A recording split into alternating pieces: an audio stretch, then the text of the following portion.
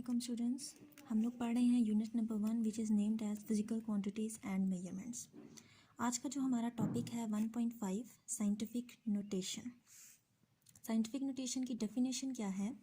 In scientific notation a number is expressed as some power of 10 multiplied by number between 1 and 10। यानी scientific form में हम लोग इसकी definition ये लेते हैं कि कोई भी नंबर आइदर वो 1 या 10 के दरमियान में कोई सा भी नंबर है, मल्टीप्लाई हो रहा है 10 के साथ और 10 के ऊपर पावर्स कुछ है। ठीक है, एग्जांपल से आपको ज़्यादा अच्छा समझ आएगा।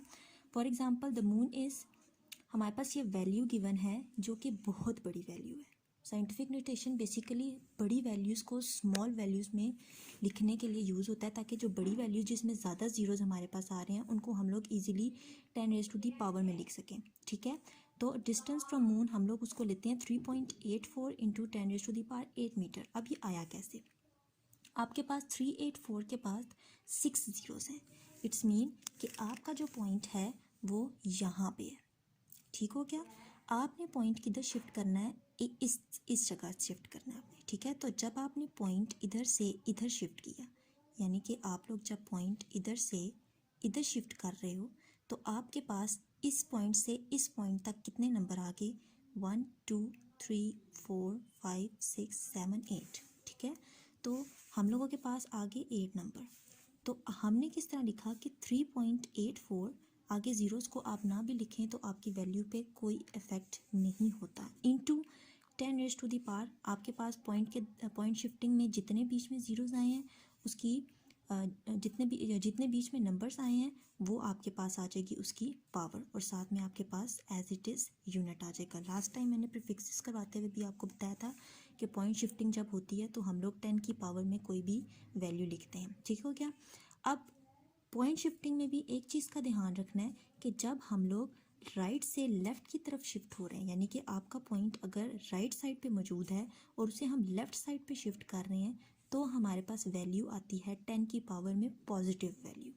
ठीक, लेकिन दूसरी जगह देखा जाए जब हम लोग पॉइंट जो है लेफ़्ट से राइट की तरफ शिफ्ट करते हैं तो आपके पास वैल्यू नेगेटिव में आती है। फिलहाल आपके पास पॉजिटिव वैल्यूज़ आ रही हैं तो आप लोग पॉजिटिव ही देखें। बस ये ध्यान रखें कि हम लोग राइट से लेफ़्ट की तरफ शिफ्ट कर रहे हैं पॉइंट को, और जब नंबर हमारे पास सिंपल मौजूद हो और उसमें हमारे पास कोई भी पॉइंट ना हो तो इट्स मीन पॉइंट जो है वो वैल्यू के सबसे आखिर में मौजूद होता है। ठीक, सेकेंड एग्जाम्पल है a number 62750 can be expressed as 62.5। यानी कि जब हम लोग पॉइंट जो है वो इधर से फॉर एग्जांपल इधर शिफ्ट कर रहे हैं तो बीच में हमारे पास कितनी वैल्यूज़ आ रही हैं? 3 वैल्यूज़, तो 10 रेज़ टू दी पावर 3।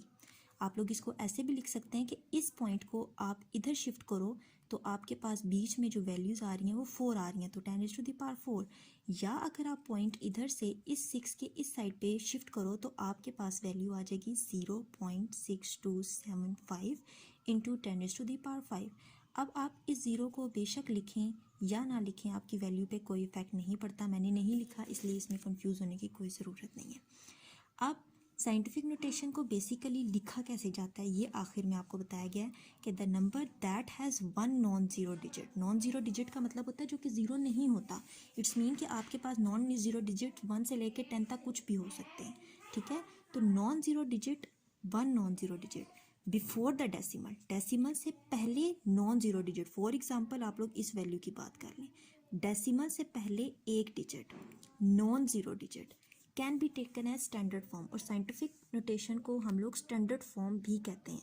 तो जो एक्यूरेट वैल्यूज़ या हम लोग कहते हैं जो मोस्टली देखी जाती हैं कि जो सही एग्जैक्ट वैल्यूज़ हैं तो वो हम लोग पॉइंट से पहले एक नंबर को रखना प्रेफर करते हैं और वो नंबर होना चाहिए नॉन ज़ीरो डिजिट।